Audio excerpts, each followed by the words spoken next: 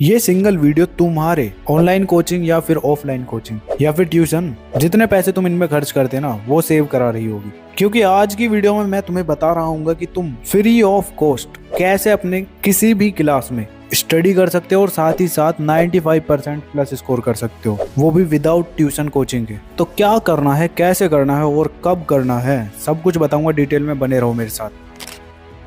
So hi everyone, this is Mukul Bhardwaj और आज की वीडियो में हम बात कर रहे होंगे कि कैसे हम without coaching without tuition free में स्टडी कर सकते हैं, जिसकी हेल्प से तुम अपने एग्जाम में 95% इजीली स्कोर करोगे। और हाँ, पहले कमेंट करके ये तो बता दो किस क्लास में हो तुम। तो बेसिकली ये वीडियो उन बच्चों के लिए है जो ट्यूशन कोचिंग की फीस अफोर्ड नहीं कर सकते। क्या मतलब, मैं भी उन्हीं में से हूँ। तो सबसे पहले मैं तुम्हें फ्री में ऑनलाइन पढ़ने के फायदे बताता हूँ, क्या तुम्हें बेनिफिट होने वाला है। बेनिफिट नंबर 1 है कि सबसे पहले तुम यहाँ पर फ्री में पढ़ रहे होगे, बस रिचार्ज का पैसा देना है, वो तुम्हारे घर वाले कराई देते हैं फोन में रिचार्ज। तो मेरी जान, फ्री में पढ़ने के लिए तुम्हें महाराज यूट्यूब की हेल्प लेनी पड़ेगी, क्योंकि पूरे यूट्यूब पर तुम्हें टॉप लेवल के तो टीचर मिलने वाले हैं जिन्होंने फ्री में पूरी प्लेलिस्ट प्रोवाइड करा रखी है, पूरा सिलेबस कंप्लीट करा रखा है और साथ ही साथ उनके पढ़ाने का तरीका भी तुम्हारे नॉर्मल टीचर से बेस्ट है। 2 बेनिफिट तो ये हो गए।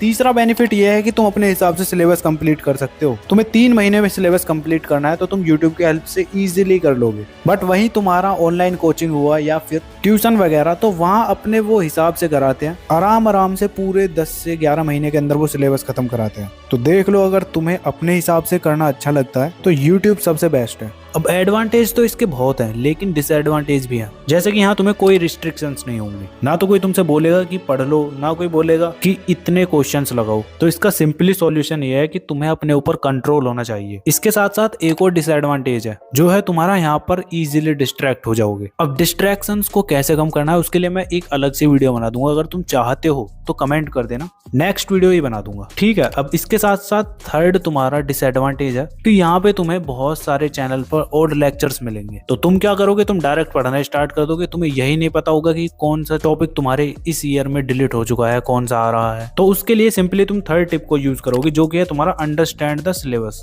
बिल्कुल सिलेबस को समझना है तुम्हें, अपने को देखना है कि तुम्हारे नए सिलेबस में क्या क्या ऐड हुआ है, क्या क्या डिलीटेड है। अब अगर तुम अपने फेवरेट टीचर के ओल्ड लेक्चर भी देखोगे ना, तो उसमें तुम्हें पता होगा कि कौन सा टॉपिक तुम्हें नहीं पढ़ना है, समझे। इससे तुम्हारा बहुत तगड़ा फायदा होगा। यूट्यूब पर पढ़ने में बच्चे यही तो मिस्टेक कर देते हैं, समझ गए ना। तुम्हें जब अपना सिलेबस का पता चल जाता है, उसके बाद आ जाओ यूट्यूब पर। अब तुम्हें राइट कीवर्ड सर्च करने हैं। बहुत सारे बच्चे क्या होते हैं कि जाते हैं यूट्यूब पर, सीधे सर्च कर देंगे क्लास 10th साइंस या फिर क्लास 11th केमिस्ट्री या फिर क्लास 12th इकोनॉमिक्स। अब ये क्या है, ये तुम्हारे आधे अधूरे कीवर्ड्स हैं। इन कीवर्ड्स को बिल्कुल भी सर्च मत करो, तुम्हें एक भी लेक्चर ढंग का नहीं मिलेगा। इनकी जगह पर तुम क्या सर्च कर सकते हो, जैसे तुम्हें आज चैप्टर पढ़ना है केमिस्ट्री का सॉल्यूशन चैप्टर, तो तुम यूट्यूब पर जाओगे, यूट्यूब पर सर्च करोगे तुम class 12th chemistry solution full chapter. अब अगर तुम्हें न्यू रिसेंट की वीडियोस मिल रही हैं देखने को, तो उन वीडियोस को तुम देखना, अच्छी लगे तो पढ़ लेना, नहीं तो दूसरे टीचर को ट्राई कर लेना। और अगर तुम चाहते हो कि इस तरह से तुम्हारा टाइम ज्यादा वेस्ट ना हो, तुम्हें खुद से सर्च नहीं करना पड़े, तो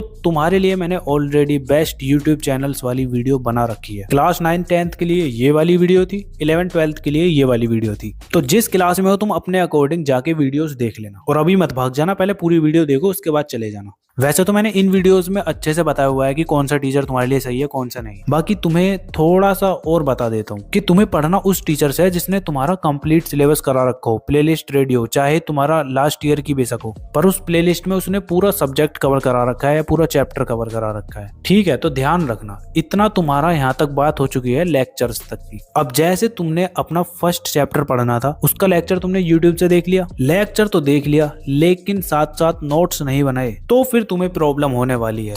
तो 5th टिप तुम्हारी यही है कि notes making plus question practice पे तुम्हें अच्छे से ध्यान देना है। क्योंकि अगर लेक्चर ही लेक्चर देखते रहे, ना तो तुमने नोट्स बनाए ना तुमने प्रैक्टिस की, तो तुम सब कुछ चीजें भूल जाओगे और फिर कुछ याद ही नहीं रहने का। तुम्हें क्या फायदा फिर तुम्हारे लेक्चर देखने का। देखो, नोट्स अगर तुम्हें बनाने हैं तो एक तो तुम लेक्चर के साथ साथ बना सकते हो, वो सबसे बेस्ट है। अब अगर तुम्हें लगता है कि साथ साथ नोट्स बनाना थोड़ा बोरिंग है या फिर चीजें समझ नहीं आती जल्दी से, तो तुम सिंपली जो तुम चीजें पढ़ रहे हो ना, हर पेज का स्क्रीनशॉट लेते रहो जो तुम्हारा टीचर पढ़ा रहा है। अब स्क्रीनशॉट लेने के बाद तुम्हारा लेक्चर जैसे ही खत्म होता है, उसके बाद 5 से 10 मिनट का ब्रेक ले लो और फिर नोट्स बनाने के लिए बैठ जाओ। जो जो इंपॉर्टेंट चीजें तुम्हारे टीचर ने बताई थी सेम उसमें नोट्स में लिख लो और तुम्हारा काम हो जाएगा। अब क्वेश्चन प्रैक्टिस के लिए तुम क्या करोगे, जैसे ही तुमने किसी चैप्टर के नोट्स और लेक्चर कंप्लीट कर लिए तो तुम जाओगे चैट जीपीटी या फिर डीप सीक, इन दोनों में से किसी भी एआई ऐप को डाउनलोड कर लेना और उसमें प्रॉम्प्ट डालना, लिखना कि तुम्हें इस स्पेसिफिक टॉपिक के ये क्वेश्चंस चाहिए। फिर उन क्वेश्चंस को सॉल्व करने का ट्राई करना, अगर सॉल्व हो जाते हैं तो अच्छी बात है और नहीं होते तो फिर उसका सॉल्यूशन मांग लेना।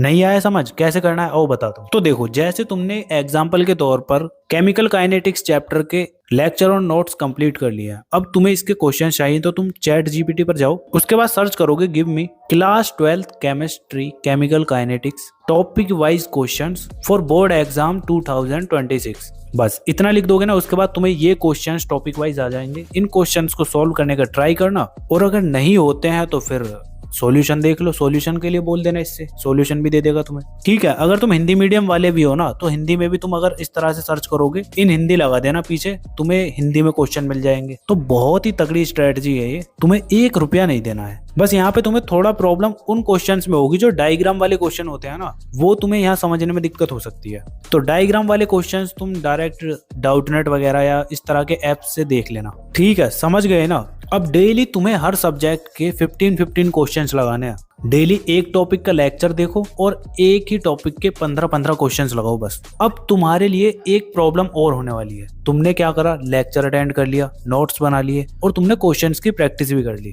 ये 3 चीजें तुमने कर ली, लेकिन सबसे बड़ी प्रॉब्लम कब आएगी, जैसे तुमने फर्स्ट चैप्टर कंप्लीट करा उसके बाद सेकंड पर जाते हो तो क्या होता है कि तुम सेकंड चैप्टर को जैसे जैसे पढ़ रहे होते हो उससे पहले तुम फर्स्ट चैप्टर को भूलते जाते हो। होता है ना ऐसा ही।